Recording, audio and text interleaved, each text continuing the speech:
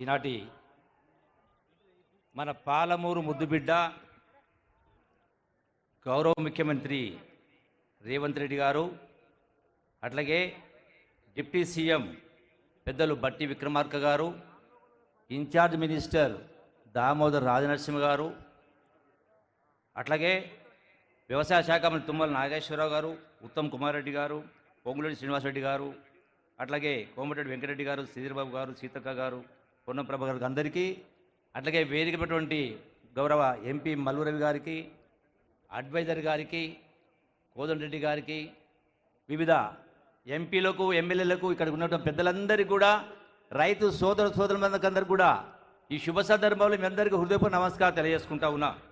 ఈనాడు పాలమూరు జిల్లా ముద్దుబిడ్డనే ముఖ్యమంత్రి అయ్యిండు. పాలమూరు జిల్లా అదృష్టం. ఒకనాడు గతంలో డాక్టర్ వైఎస్ రాజశేఖర రెడ్డి గారు కాంగ్రెస్ ముఖ్యమంత్రిగా ఉన్న సందర్భంలో ఈ జిల్లాకు వరప్రదాయం లాంటి కలవకుర్తి ప్రాజెక్ట్ అయినా, భీమా ప్రాజెక్ట్ అయినా, నెట్టెంపాడైనా, కోయిల్సార్ ప్రాజెక్ట్ అయినా 8 లక్షల ఎకరాల ప్రాజెక్టును మంజూరు చేసి మరి ఈ జిల్లాకు సాగునీరు అందించడం జరిగింది. అట్లాగే ఇంకా మిగిలిపోయిన పనులు ఉన్నాయి. గడిచిన 10 సంవత్సరాలు ఏలిమార్ ప్రభుత్వంలో చాలా పెండింగ్ వర్క్స్ ఉన్నాయి. అట్లాగే ఈనాడు పెండింగ్ పనులతో పాటుగా మన ముఖ్యమంత్రి కాబట్టి ఖచ్చితంగా పాలమూరు రంగారెడ్డి ప్రాజెక్టుతో పాటుగా రైతాంగాన్ని యొక్క వ్యవసాయ రంగాన్ని తీర్చిదిద్దేటువంటి బాధ్యత మన ముఖ్యమంత్రి గారు తీసుకుంటా ఉన్నారు. ఖచ్చితంగా ఇవన్నీ కూడా పూర్తి చేసేటువంటి కార్యక్రమం జరుగుతుంది. అట్లాగే ఈ ప్రభుత్వం ఇందిరమ్మ ప్రభుత్వం, ఇందిరమ్మ రాజ్యం, మరి పేదల రాజ్యం, మన పేదల యొక్క ప్రభుత్వం. ఈనాడు వ్యవసాయానికి సంబంధించి కొందరు మిత్రులు మాట్లాడుతున్నారు, ప్రతిపక్ష నాయకులు మాట్లాడుతూ ఉన్నారు.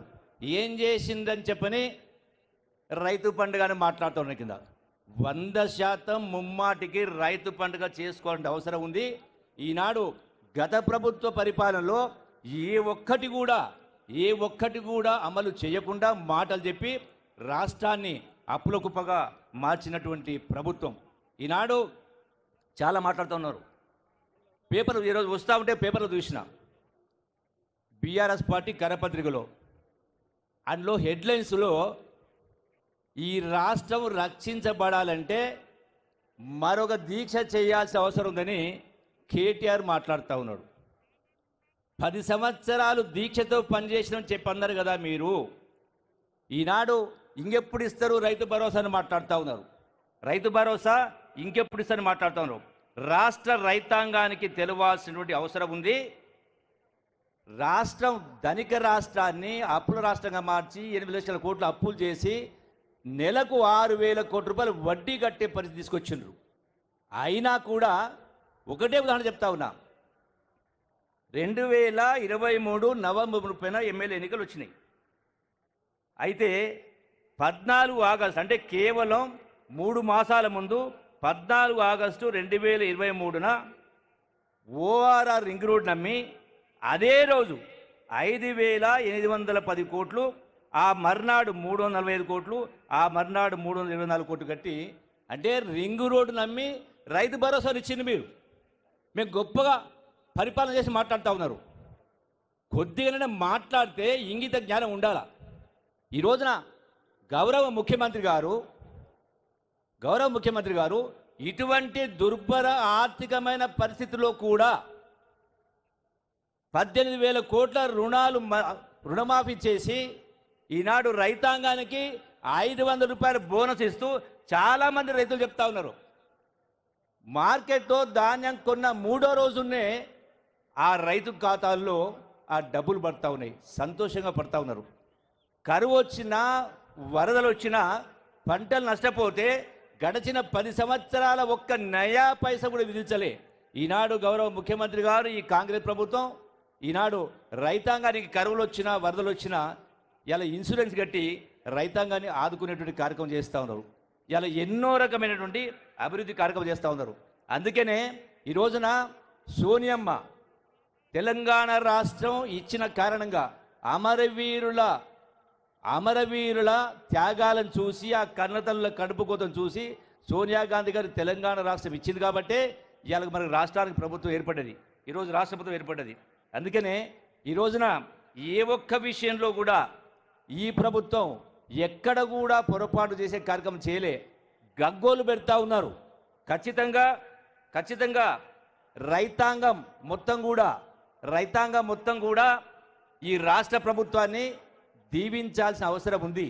ఎందుకంటే గత ప్రభుత్వంలో దుర్మార్గమైన పరిపాలన, రాష్ట్రం అప్పుల కుప్ప, ప్రజాస్వామ్యాన్ని పూర్తిగా పాతరేసిండ్రు. ఎక్కడ కూడా సెక్రటరీకి అయినా ఆనాటి ప్రగతి భవన్కైనా కాలు పెట్టే పరిస్థితి లేకుండేది.